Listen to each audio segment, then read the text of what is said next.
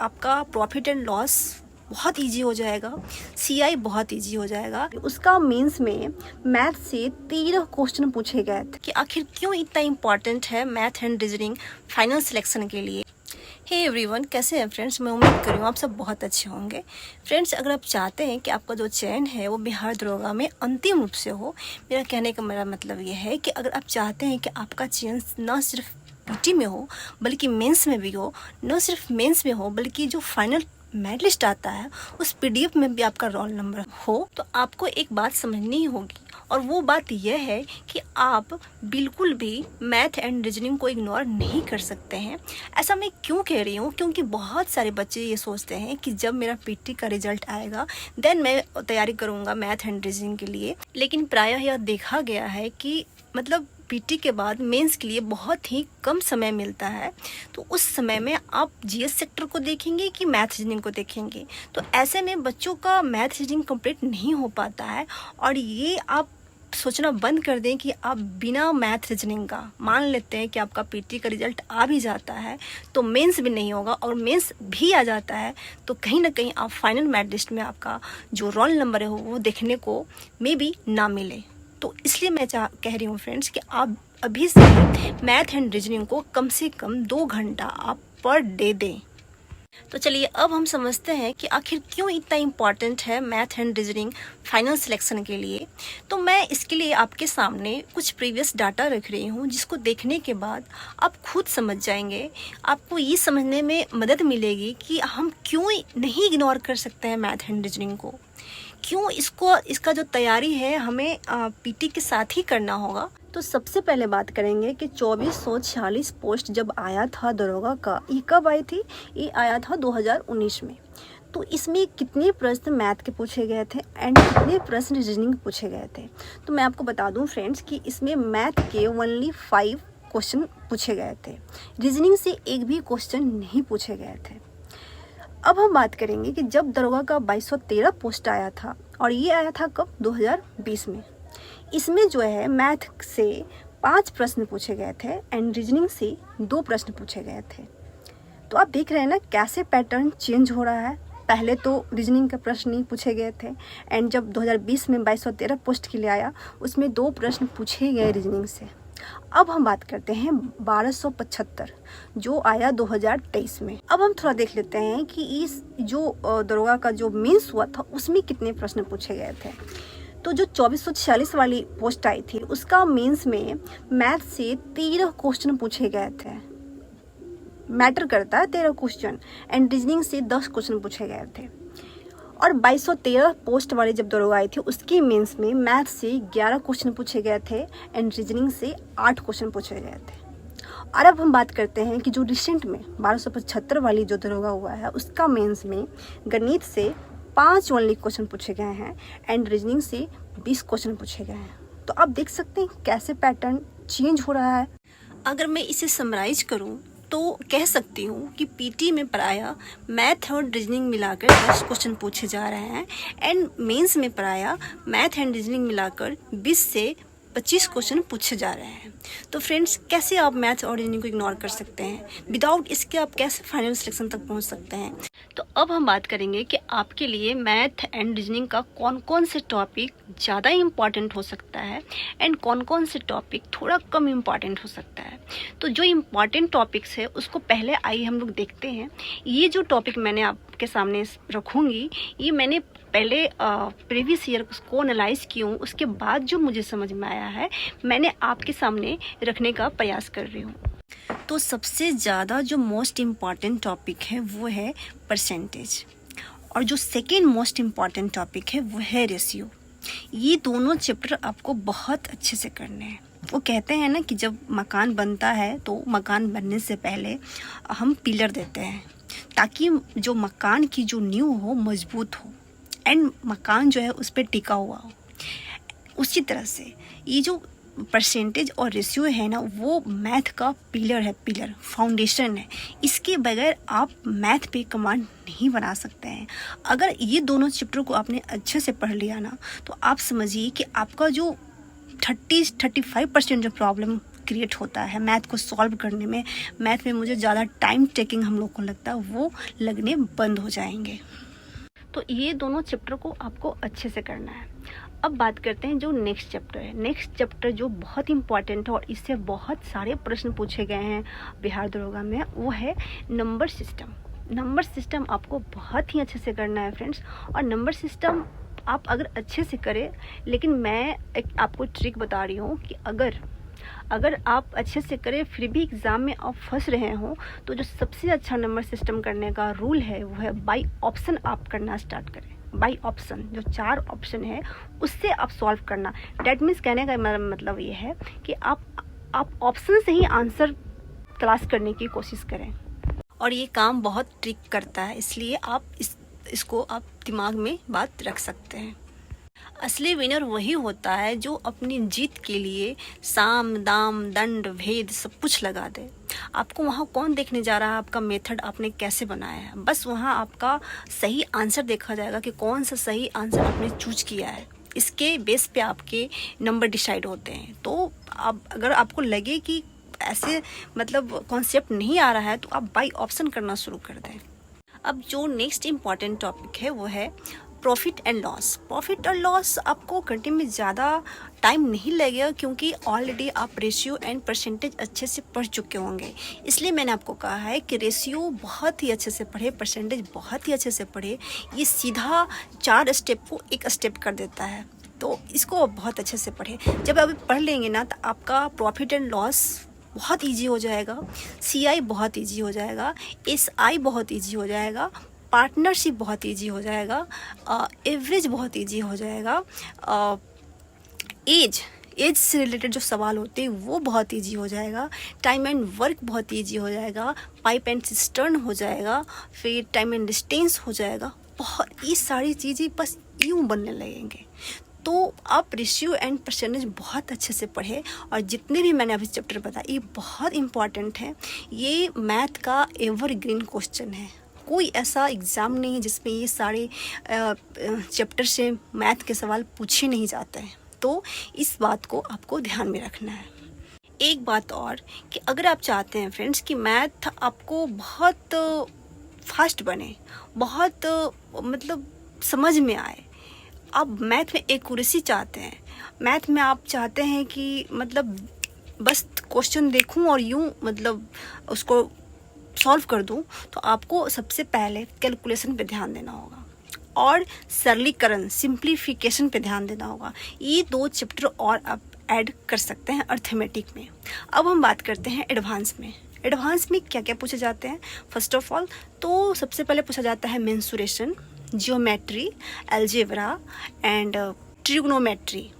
तो ये 4 चैप्टर जो बहुत इंपॉर्टेंट है, इससे 1-2 सवाल पूछे जाते हैं। तो इसको पढ़ना है, मैं ये नहीं कह रही हूँ नहीं पढ़ना है, लेकिन जितना अच्छा से आप ये जो मैंने पहले प्रीवियस जो चैप्टर बताए हैं उसके कंपैरेटिवली आप थोड़ा बहुत इसे देख लीजिएगा, ताकि इससे छोटी मोटी सवाल आए तो आप उसे इजीली कर सकते हैं। तो ये तो बात हुई कि इतने सारे चैप्टर आपको पढ़ना है। अब हम बात करेंगे कि ये सारे चैप्टर आपको कहाँ से पढ़ना है और कैसे पढ़ना है, इसे कैसे आपको तैयार करना है। इसको बताने से पहले मैं क्लियर कर दूं कि इसमें भी 2 तरह के स्टूडेंट होंगे। एक तो होंगे कि जिनको आधे अधूरे मैथ आते हैं, दूसरे एकदम फ्रेशर होंगे जिन्होंने अभी तैयारी करना शुरू किया है। तो मैं भी बात करूँगी कि जो अभी तैयारी करना शुरू किए हैं वो कहाँ से पढ़ें, कैसे पढ़ें कि उनकी तैयारी धीरे धीरे बेहतरीन लेवल तक चला जाए। और लास्ट में मैं बताऊंगी कि जिनकी तैयारी थोड़ी अच्छी है वो कहाँ से स्टार्ट कर सकते हैं और कैसे स्टार्ट कर सकते हैं। तो बात करते हैं कि सबसे पहले आपको क्या करना है फ्रेंड्स, कि अगर आपके बेसिक बिल्कुल भी ख़राब है तो आपको क्या करना है कि RS अग्रवाल का बुक लेना है और एक टीचर को पकड़ना है, कोई एक टीचर। मैं आपको सजेस्ट करूँगी आदित्य रंजन सर। अब कुछ लोग कहेंगे कि ये तो SSC को पढ़ाते हैं, तो मैं इसलिए उनको सजेस्ट कर रही हूँ ताकि आप थोड़ा दरोगा के अप लेवल से पढ़ेंगे ना तो क्वेश्चन थोड़ा भी घुमा के आएगा ना तो आप उसको कर लेंगे। अगर आप दरोगा से नीचे लेवल का पढ़ेंगे तो थोड़ा बहुत भी क्वेश्चन घूमेगा तो आपका दिमाग भी घूम जाएगा। और जानते हैं मेरिट लिस्ट को निर्धारित करने में एक इवन पॉइंट नंबर का बहुत बड़ा रोल रहता है। तो मैं नहीं चाहती हूँ कि आपका एक भी नंबर छूट जाए। इसलिए बेहतर है कि अभी आपके पास समय है तो आप थोड़ा एफर्ट डाल के, थोड़ा जितना दरोगा में पूछा जाता है उससे थोड़ा आप अप लेवल की चीज़ें पढ़ें, ताकि क्वेश्चन थोड़ा ट्विस्ट करके भी आए तो आप उसे टैकल कर लें। जितने भी मैंने टॉपिक बताया आपको, वो सारे टॉपिक उनके चैनल पे फ्री पड़ा हुआ है। आपको एक एक टॉपिक अच्छे से कवर करना है। कम से कम एक टॉपिक ख़त्म करने में ऐसे 3 से 4 दिन का आप समय ज़रूर दें। वैसे आपकी कैपेबिलिटी पे डिपेंड करता है कि आप कितने दिनों में उसे ख़त्म कर लेते हैं। अच्छा, ख़त्म कैसे करना है? ख़त्म करने के दरमियान आपको क्या करना है कि आपको एक प्यारा सा कॉपी लेना है, मतलब मजबूत सा, ताकि आप उसको बार बार आपको उसको पलटना होगा तो वो फटे ना। तो उस कॉपी में आपको क्या करना है कि जो भी सर प्रत्येक चैप्टर में इम्पॉर्टेंट टाइप बताएंगे, उस टाइप के क्वेश्चन आपको उसमें नोट डाउन करना है एंड उसके सॉल्यूशन के मेथड भी आपको नोट्स करने हैं। ज़्यादा नहीं, एक चैप्टर से आपका 10 से 12 टाइप्स होते हैं, इससे ज़्यादा टाइप्स नहीं होते हैं। अगर फ्रेंड्स आप एक बार मेहनत कर लेंगे, मानती हूँ कि आपको मेहनत लगेगा, लेकिन यही मेहनत आपको सफलता तक ले जाने में बहुत बड़ी भूमिका निभाएगी। तो आप एक बार मेहनत कर लीजिए। तो कहने का मेरा मतलब यह है कि आप सारे इम्पॉर्टेंट जो चैप्टर्स हैं उसको अच्छे से पढ़िएगा एंड प्रत्येक टाइप के आप अपने कॉपी में नोट्स बना लेंगे और उस क्वेश्चन को कैसे बनाते हैं उसका मेथड भी प्रत्येक टाइप का वो आप नोट डाउन कर लें। जब आपका चैप्टर समाप्त हो जाए तो आपको क्या करना है कि जो सर जो क्वेश्चन बनवाते हैं तो बनवाते ही हैं, साथ में आपको क्या करना है कि RS अग्रवाल का जितने भी मैथ का जो क्वेश्चन है, मान लीजिए कि आपका CI का चैप्टर ख़त्म हुआ, ठीक है, तो पहले आप क्या करेंगे कि अपने नोट्स को 2 से 3 बार रिवाइज कर लें। उसके बाद आप उसमें जितने भी क्वेश्चन दिए गए हैं RS अग्रवाल में CI से रिलेटेड, उसको आप सॉल्व करेंगे। और मैं दावे के साथ कह सकती हूँ कि जब आप उनका पढ़ लेंगे ना तो RS अग्रवाल तो यूँ आप कर दीजिएगा। जब आपको लगे कि नहीं मैं बना दे रहा हूँ बिल्कुल, अब तो इसमें कोई दिक्कत ही नहीं है, तो आप थोड़ा अगर चाहें तो, वैसे कोई ज़रूरत नहीं है, अगर चाहें तो राकेश यादव का आता है मोटा सा बुक मैथ का अर्थमेटिक, उससे अगर आप कर लेंगे फिर तो आपको कहना ही नहीं है, फिर मैथ में कभी दिक्कत होने ही वाला ही नहीं। और साथ में जो प्रैक्टिस सेट आप बनाएंगे पर डे, प्रैक्टिस सेट बनाने से पहले आपने जो भी नोट्स तैयार किए हैं उसको रिवाइज करके ही प्रैक्टिस सेट आपको बनाने हैं। या फिर जब आपको लगे कि हम भूल रहे हैं, अब ऐसा लग रहा है कि मतलब चीज़ें दिमाग से ओझल हो रही है, तब आप उस नोट्स को निकालें और उसको रिवाइज करें। ऐसा जो कंटिन्यूटी अगर आप 3 मंथ 4 मंथ रखते हैं ना, तो आपका मैथ एक बेहतरीन लेवल तक पहुंच जाएगा। जब आप प्रैक्टिस सेट बनाएंगे ना तो उसमें कुछ ऐसे मैथ होंगे जो आपको लगेंगे कहाँ से कौन दुनिया से आया है, तो उससे आपको घबराना नहीं है। जैसे जैसे आपके मैथ के चैप्टर ख़त्म होते जाएंगे, जैसे जैसे आपका कॉन्सेप्ट क्लियरिटी आता जाएगा, जैसे जैसे आप कुछ फार्मूलाज, कुछ टाइप्स, कुछ सिंप्लीफिकेशन, जैसे जैसे आपका फाउंडेशन मजबूत होते जाएगा, वैसे वैसे आप जितने भी ये उटपटांग सवाल हैं उसको आप सॉल्व कर ले जाएंगे। तो शुरू में आपको घबराना नहीं है और एसेंस के साथ काम लेना है। अगर मैं पूरे को समराइज करूं तो मैं कह सकती हूं कि आपको मैथ अच्छा करने के लिए इतने सारे टॉपिक्स को कंप्लीट करने होंगे जो मैंने अभी आपको बताया। और उसको करने के लिए आपको क्या करना है, एक बुक लेना है, चाहे तो आप RS अग्रवाल ले सकते हैं। अगर आपका बिल्कुल भी मतलब बेसिक नहीं है तो RS अग्रवाल से शुरू करें। अगर आपका थोड़ा बेसिक है तो आप राकेश यादव के बुक आता है 7500 करके, वो आप ले सकते हैं, मैं आपको वीडियो में दे दूंगी। और एक टीचर पे स्टिक रहना बहुत ज़रूरी है। हम ये नहीं करें सारे टीचर्स खराब, सारे टीचर्स अच्छे हैं, लेकिन स्टूडेंट को एक ही टीचर को फॉलो करना चाहिए, कोई एक टीचर को पकड़ लीजिए और देन आपको अपने नोट्स में वो प्यारे प्यारे हैंड राइटिंग से आपको नोट्स बनाने हैं एंड टाइप्स के साथ उसके सॉल्यूशन भी नोट डाउन करने हैं। और ये सॉल्यूशन आपको बहुत काम करेगा तब जब आपके एग्ज़ाम में 10 दिन बाकी रहेंगे रिवाइज करने में। देखिए फ्रेंड्स, हम पढ़ने के लिए बहुत पढ़ लेते हैं लेकिन हमें एग्ज़ाम में वही काम आता है जो हमारे दिमाग में रहता है। हमारा कॉपी में क्या है, किताब में क्या है, वो वहाँ पे काम नहीं आता है। जो वही काम आता है जो हमारा दिमाग में है। तो आप कम पढ़ें लेकिन मल्टीपल टाइम्स आप रिवाइज करें, वही आपका सबसे बड़ा पूंजी है। तो वो नोट्स आपको बहुत मदद करेंगे आपको नंबर को इंक्रीज़ करने में। अब हम बात करते हैं कि वैसे फ्रेंड्स जिनका आधा अधूरा मैथ मजबूत है उनको क्या करना है कि डायरेक्ट प्रीवियस क्वेश्चन पे जाना है। प्रीवियस क्वेश्चन पे जाइए और प्रत्येक टाइप से, जैसे कि आप देखिए कि प्रॉफिट एंड लॉस का क्वेश्चन पूछा गया है तो उस प्रॉफिट और लॉस पे उससे 5-7 जो क्वेश्चन है उस पर आप बना लीजिए। अच्छा, वैसा क्वेश्चन कहाँ मिलेगा? वैसा क्वेश्चन आपको यूट्यूब पे मिल जाएगा, मैथ के बुक में मिल जाएगा, जो मैंने आपको बताया राकेश यादव का 7500 करके आता है, वहाँ पे मिल जाएगा। तो आप वहाँ से कर सकते हैं।